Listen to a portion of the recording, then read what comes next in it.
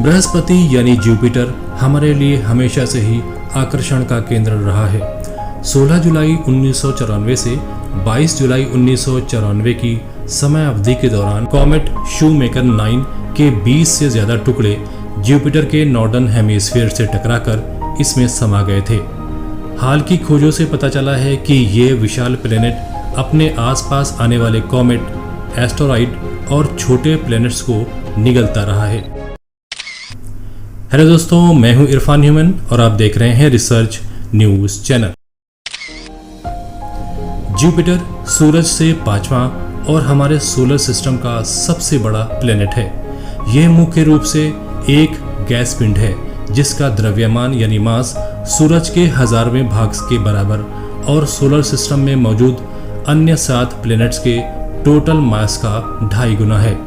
यानी इसका आकार इतना बड़ा है कि अगर सारे प्लैनेट्स को मिला दिया जाए तो ये उनसे भी करीब 2.5 गुना बड़ा साबित होगा। जुपिटर को सैटर्न, यूरेनस और नेपच्यून के साथ एक गैसियस प्लैनेट के रूप में क्लासिफाई किया गया है। हम जानते हैं कि ये हीलियम और हाइड्रोजन गैसों से मिलकर बना है, लेकिन दूसरे गैसियस प्लैनेट्स की तरह इसके निर्माण में धातुओं का इस्तेमाल हुआ है। साइंटिस्ट ने पता लगा लिया है कि इसमें जो मेटल्स मौजूद हैं वे इसने दूसरे प्लैनेट से ली थी या ये पूरे के पूरे छोटे प्लैनेट्स को अपने अंदर निगल गया था। पिछले दिनों नासा के स्पेसक्राफ्ट जूनो ने अपने ग्रेविटी साइंस इंस्ट्रूमेंट का इस्तेमाल करके जुपिटर के निर्माण में शामिल होने वाले एलिमेंट्स का पता लगाया था।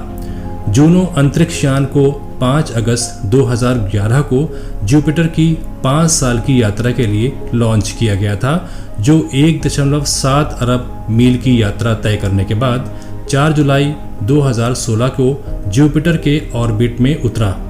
वहां पर इसने प्लैनेट के ग्रेविटेशनल फील्ड को नापने के लिए रेडियो वेव्स का इस्तेमाल किया। इस दौरान साइंटिस्ट ने पाया कि जुपिटर के सेंटर में मेटल्स भारी मात्रा में मौजूद है, जिसकी माप धरती के आकार से 11 से 30 गुना हो सकती है। लेकिन ये मेटल इस गैसियस प्लैनेट के पास आया कहां से? इसकी जब खोज की गई तो चौंकाने वाले तथ्य सामने आए।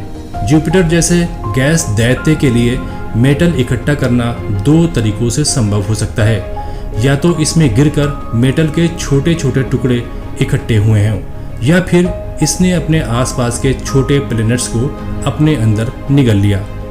एस्ट्रोनॉमी एंड एस्ट्रोफिजिक्स जर्नल में जुपिटर्स इनहोमोजेनस एनवेलप शीर्षक से प्रकाशित रिसर्च पेपर के ऑथर यामिला मिग्यून ने बताया है कि जुपिटर में अभी भी धातुओं का भंडार है। वो पहले संभव नहीं हो सकता था और इसके बनने के समय केवल छोटे मेटल्स पीसेस ही रहे होंगे।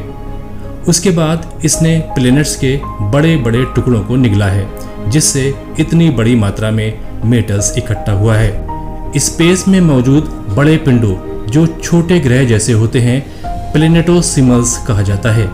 ये स्पेस में मौजूद डस्ट पार्टिकल्स के बने होते हैं।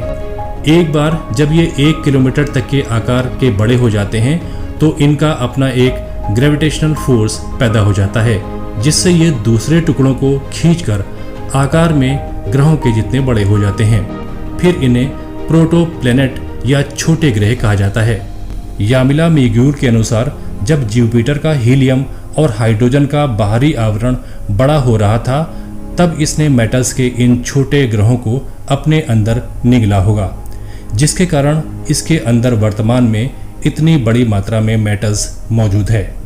अनुमान लगाया गया है कि अब तक जुपिटर 300 से ज्यादा छोटे प्लैनेट्स को निगल चुका होगा।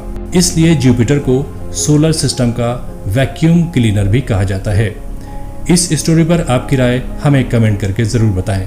अगली कड़ी में हम फिर मिलेंगे एक नई जानकारी के साथ।